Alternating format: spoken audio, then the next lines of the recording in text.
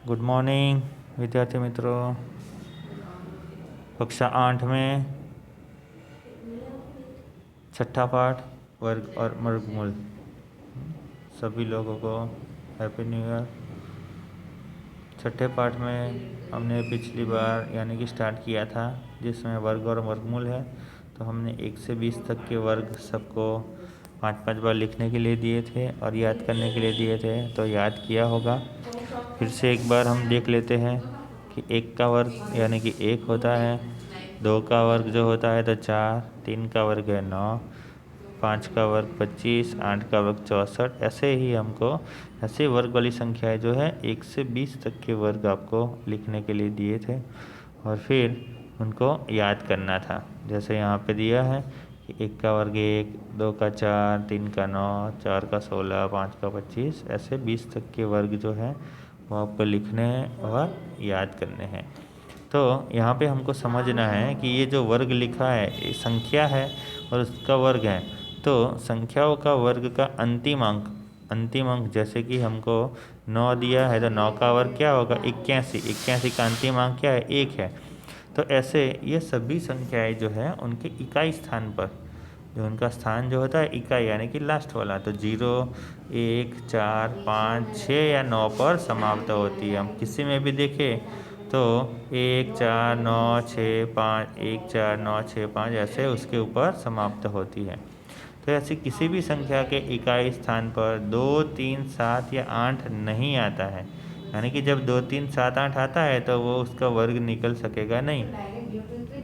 तो हम यदि एक संख्या 0, 1, 4, 5, 6 या 9 पर समाप्त होती है तो वो संख्या कैसी होगी, एक वर्ग संख्या होती है। कौन सी संख्या होती है, एक वर्ग संख्या होती है। जैसे यहाँ पे हमको दिया है 1 से 20 और फिर 21, 22, 23, 24, 25, 30 और 50 तक के वर्गों वाली संख्या दी है, जिसमें हमको दिया है कि जैसे कि 1 है तो 1 का वर्ग है 1। 81 जो है उसका यानी कि वो किसका वर्ग है तो 9 का, तो 9 जो है उसका वर्ग करो तो पीछे 1 आता है। 11 का वर्ग करो तो उसके पीछे जो उसका वर्ग करेंगे तो 1 आएगा। 19 का वर्ग करो तो 361 तो 1 आएगा। 21 करो तो उसका 1 आता है। यानी कि अगली 2 वर्ग संख्याएं लिखिए जो 1 पर उनकी संगत संख्याओं पर समाप्त होती हो। देखेंगे कि यदि एक संख्या के इकाई स्थान पर 1 अथवा 9 आता है तब उनकी वर्ग संख्या के अंत में 1 आता है। तो ऐसे ही जब 6 पर समाप्त होने वाली संख्या जो है कि जैसे कि 4 है तो उसका वर्ग करो तो 16 होता है, तो 6 आता है लास्ट में, 6 होता है तो 36 आता है तो लास्ट में 6, 14 का 196 तो लास्ट में 6, 16 का 256 तो लास्ट में 6 आया। तो ऐसे कि कोई वर्ग संख्या 6 पर समाप्त होती है तो वह जिस संख्या का वर्ग है उसका इकाई अंक या तो 4 या तो 6 होगा।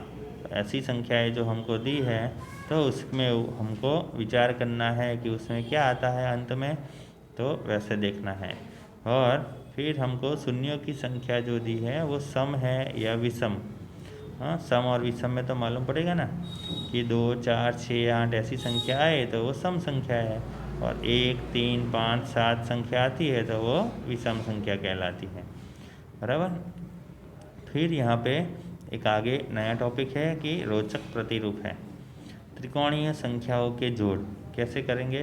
जैसे यहाँ पे 1 है, ये स्टार बना जो है फूल 1, फिर यहाँ पे 3 फूल है, यहाँ पे 6 फूल है, ऐसे त्रिभुज बनता जा रहा है। त्रिभुज बनता है ना, तो ऐसे 1, 3, 6, 10, 15 ऐसे बहुत सारे फूल बनते हैं। 1 और 3 जोड़ो तो 4, 4 यानी कि वो 2 का वर्ग हुआ।